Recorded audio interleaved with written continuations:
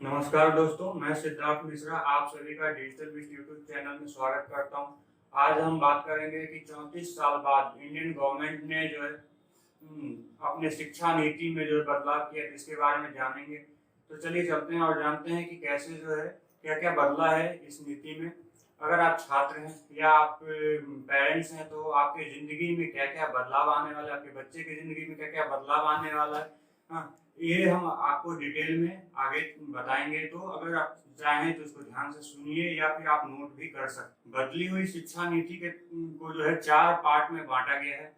5+3+3+4 मतलब 5 साल, 3 साल, 3 साल और 4 साल के पार्ट में जो है बांटा गया है। इसके तहत जो है पहला जो 5 साल होगा, जिसमें कि प्राइमरी से लेके क्लास 2 तक दिया गया है, जिसमें नर्सरी, एलकेजी, यूकेजी 1 एंड 2 होगा।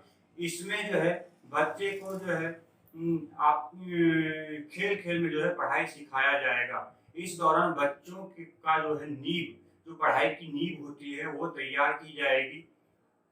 इसमें जो है जो फर्स्ट 5 इयर्स है, इसमें बच्चों के ऊपर जो बोझ होता है, किताबों का जो भारी भारी बोझ होता है वो कम हो जाएगा। और ये पूरा सर्कुलम जो है एनसीईआरटी जो है खुद डिसाइड करेगा। तो ये पूरा एनसीईआरटी बेस होगा। जो भी स्कूल कॉलेज हैं उनको इस नियम को पालन करना पड़ेगा। अगले 3 वर्ष मतलब 5 साल के बाद, मतलब जब आप उनके बच्चे क्लास 2 से 3 में जाएंगे तो वो नेक्स्ट 3 इयर्स के कैटेगरी में चले जाएंगे। और इस 3 साल में बच्चे को भविष्य के लिए तैयार किया जाएगा। इस पार्ट में जो है आपके बच्चे को जो है विज्ञान, गणित, कला, सामाजिक विज्ञान आदि की जानकारी दी जाएगी। इसके अगले 3 वर्ष, जिसको कि मिडिल एज कहा गया है, इसमें कक्षा 6 से लेके 8 तक के छात्रों को जो है पाठ्यक्रम के हिसाब से पढ़ाया जाएगा। यहाँ एक अच्छी बात यह है कि क्लास 6 में जब आपके बच्चे जाएंगे तो वो कंप्यूटर से रिलेटेड कोडिंग्स जो है वो इजीली सीख पाएंगे। वो किसी भी जगह पे जिस चीज विषय में उनका इंटरेस्ट है उस विषय में जो है वो इंटर्नशिप किसी भी कंपनी में क्लास 6 से ही जाके कर पाएंगे। और इसके बाद 9 से 12 तक लास्ट स्टेज होगा। इसमें छात्र भविष्य की समझ पैदा की जाएगी, मतलब कि बच्चों में जो है भविष्य की समझ पैदा की जाएगी। साथ ही साथ ये जो 9 से 10 तक का जो 12 तक का जो समय होगा, इसमें बच्चे का एग्जाम जो है वो सेमेस्टर सिस्टम हो। जैसे इंजीनियरिंग में जो है सेमेस्टर सिस्टम होता था, वैसा ही सेमेस्टर सिस्टम यहाँ पे लागू हो जाता है। तो सेमेस्टर सिस्टम के हिसाब से साल में 2 बार परीक्षा होंगे, हर 6 महीने पे एग्जाम होगा और दोनों एग्जाम के मार्क्स को कैलकुलेट करके इनका हर ईयर फाइनल मार्कशीट बनके तैयार होगा। इस नए नियम के अनुसार जो है अगर कोई स्टूडेंट्स आर्ट्स का है तो और वो साइंस में शिफ्ट होना चाहता है या साइंस पढ़ना चाहता है, आर्ट्स के साथ साथ अगर वो साइंस का सब्जेक्ट पढ़ना चाहता है या कॉमर्स का कोई सब्जेक्ट पढ़ना चाहता है, तो वो स्टूडेंट के इच्छा पर डिपेंड करेगा कि वो कौन सा सब्जेक्ट लेना चाहता है। तो वो अपने मन मुताबिक जो है अपना सब्जेक्ट चूज कर सकता है। अभी तक जो सिस्टम था उसमें अगर आपने फिजिक्स लिया है या मैथ्स लिया है तो आप सिर्फ साइंस की पढ़ाई कर सकते थे। अब ऐसा नहीं होगा। अब जो है अगर आपने साइंस लिया है और आर्ट्स का कोई सब्जेक्ट या कॉमर्स का कोई सब्जेक्ट पढ़ना चाहते हैं, लाइक अकाउंटिंग या फिर हिस्ट्री या ज्योग्राफी कुछ भी पढ़ना चाहते हैं, तो वो आप अपने पाठ्यक्रम में शामिल कर पाएंगे। इस पर पूरा डिटेल जानकारी अभी आना बाकी है, हम उस डिटेल का इंतजार कर रहे हैं। हमारे मन में बहुत सारे सवाल हैं। अभी क्लास 5 से जो नीचे वाले बच्चे हैं उनके लिए जो है ये कंपलसरी नहीं होगा कि वो इंग्लिश में ही पढ़े। अभी तक क्या होता था कि इंग्लिश मीडियम के जो स्कूल्स होते थे वो बच्चों को फोर्स करते थे कि सारे सब्जेक्ट इंग्लिश में पढ़ें।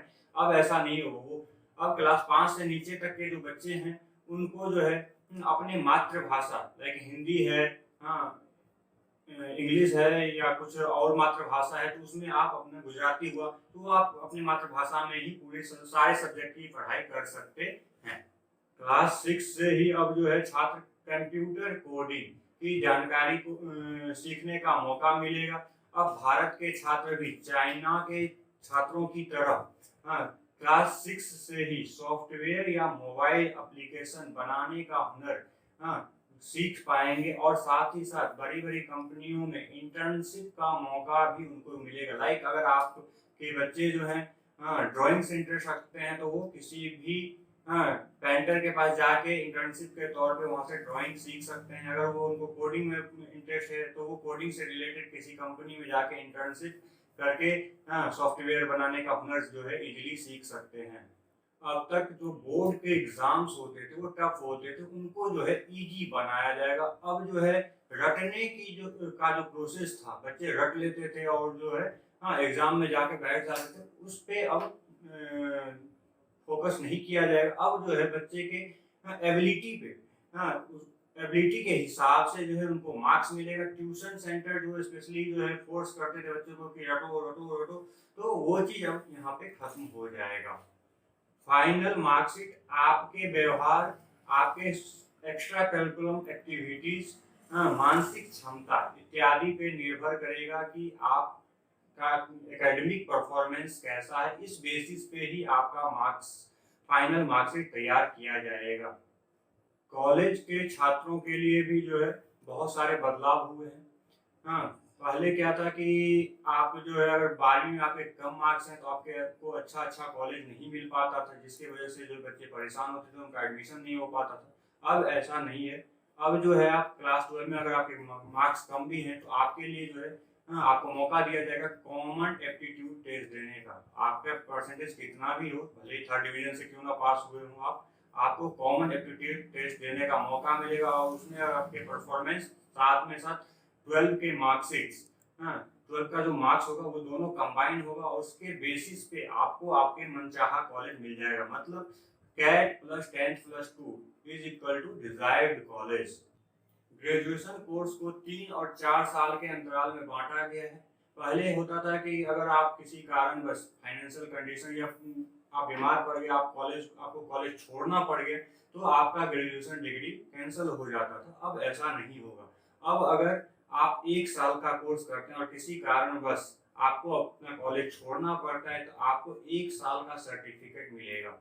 अगर आप 2 साल पढ़ाई करने के बाद कॉलेज छोड़ते हैं तो आपको डिप्लोमा, उस जिस भी विषय से आप कर रहे हैं उस विषय में डिप्लोमा का सर्टिफिकेट मिल जाएगा। अगर आप 3 साल करके जो है कोर्स कंप्लीट करते हैं तो आपको ग्रेजुएशन का सर्टिफिकेट मिलेगा। अगर आप 4 साल के लिए जो है कोर्स कंप्लीट करते हैं तो इसमें आपको रिसर्च प्लस जो है ग्रेजुएशन का सर्टिफिकेट दिया जाएगा। स्कूल की तरह अब कॉलेज के छात्र भी अपने मन चाहे विषय या फिर ये कह लीजिए कि अलग अलग विषयों का पढ़ाई एक साथ कर सकते हैं। इस व्यवस्था को multi entry and multi exit व्यवस्था कहते हैं। मल्टी एंट्री का मतलब हो गया कि छात्र जिस विषय में चाहे उस विषय का पढ़ाई वो कर सकता है और जब चाहे तब जो है अपने मन से जो है कॉलेज छोड़ सकता है। पहले ऐसा नहीं होता था, आपको जो है कॉलेज छोड़ना पड़ता था।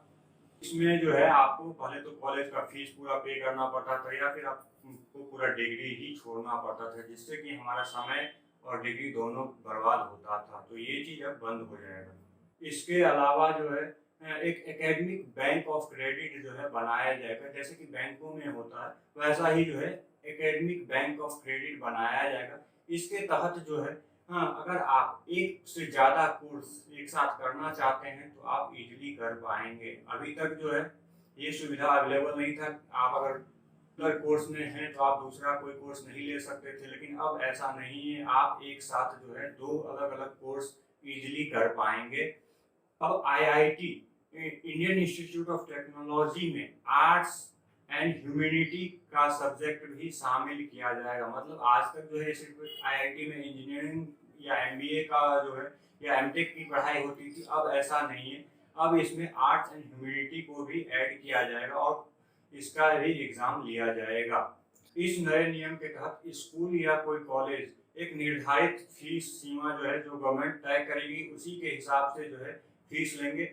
और मनमाना फीस सिस्टम जो था, पहले क्या होता था कॉलेज जो 1 लाख 2 लाख 5 लाख रुपए जो है ऐसे जो है स्टूडेंट से चार्ज करते थे। अब ऐसा नहीं कर पाएंगे। सरकार के द्वारा जो भी तय किया जाएगा फीस, उसी के हिसाब से उनको फीस लेना पड़ेगा। अगर ऐसा नहीं करते हैं तो उन पे जो है कानूनी कार्रवाई की जाएगी। इस वीडियो में फिलहाल इतना ही। अगर आपको हमारे द्वारा दी गई जानकारी अच्छी लगी हो तो इसे शेयर कीजिए ताकि हर छात्र तक जो है ये वीडियो पहुंचे और वो नए आने वाले एजुकेशन सिस्टम के बारे में जान सके। तो चलिए